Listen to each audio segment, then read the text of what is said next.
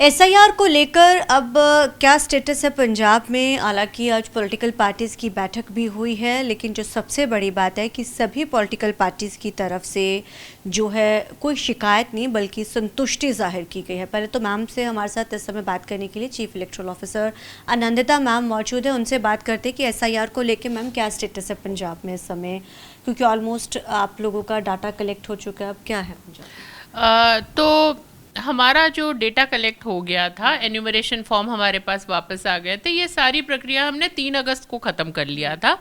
आज हमारे draft voter सूची की प्रकाशना हुई है। ड्राफ्ट वोटर सूची मतलब अभी वो वोटर सूची फाइनल नहीं है। तो हमने वो ड्राफ्ट वोटर सूची वेबसाइट पे डाल दिए, ईसीआई के वेबसाइट पे भी है, सीओ पंजाब के वेबसाइट पे भी है, और हमने सभी पॉलिटिकल पार्टीज़ जो मान्यता प्राप्त पॉलिटिकल पार्टीज़ है उनको दे दिया है, ताकि वो अपने वोटर्स के नाम उसमें देख सके कि सही इंदराज हुए हैं कि नहीं हुए हैं। इसके बाद इसी के साथ साथ एक दौर शुरू होगा क्लेम्स एंड ऑब्जेक्शंस का, जो 13 अगस्त से लेके 12 सितंबर तक चलेगा।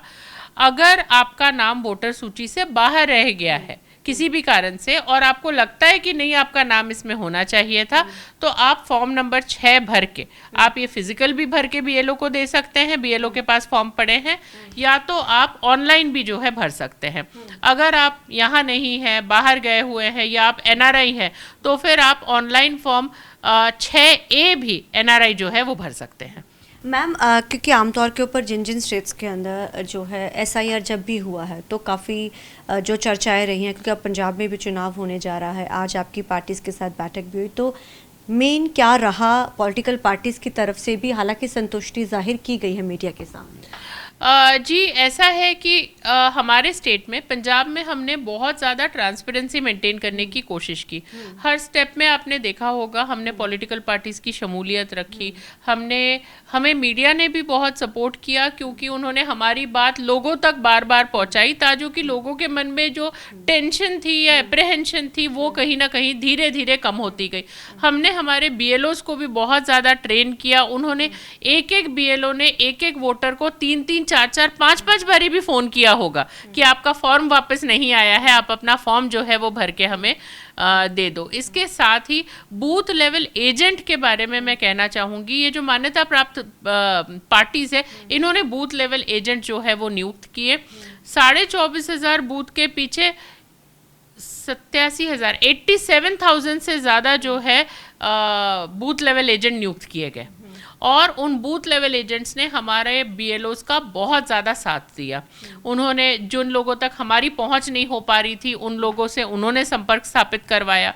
एंड प्लस जो ASDD लिस्ट थी, कहना मतलब एब्सेंट, शिफ्टेड, डेड या डुप्लीकेट, जिनकी वोटें हम काट रहे थे, उनकी सूची पे हर एक पेज पे बीएलए ने जो है वो साइन किया है।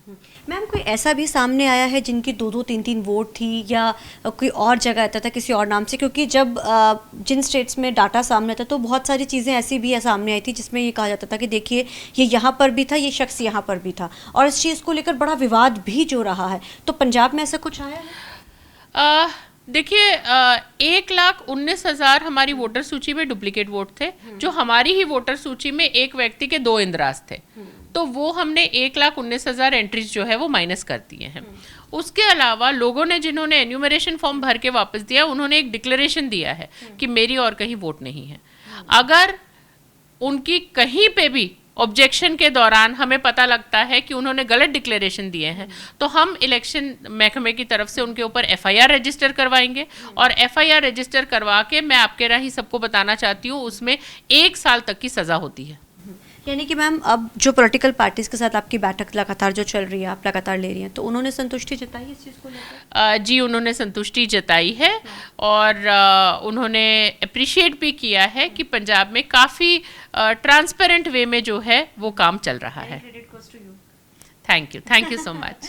तो ये थी हमारे साथ बात करने के लिए आनंदिता मैम, जिन्होंने पूरी जानकारी दी है, और उन्होंने ये भी कहा है कि कई डुप्लीकेट वोट्स थी उसको भी हमने क्लियर किया, लेकिन पंजाब में अभी तक जो सबसे अच्छी बात यह है कि किसी भी तरीके का किसी भी पॉलिटिकल पार्टीज़ की तरफ से कोई ऑब्जेक्शन जो है जाहिर नहीं किया गया है अभी तक, जो भी प्रोसेस एसआईआर को लेकर चला है।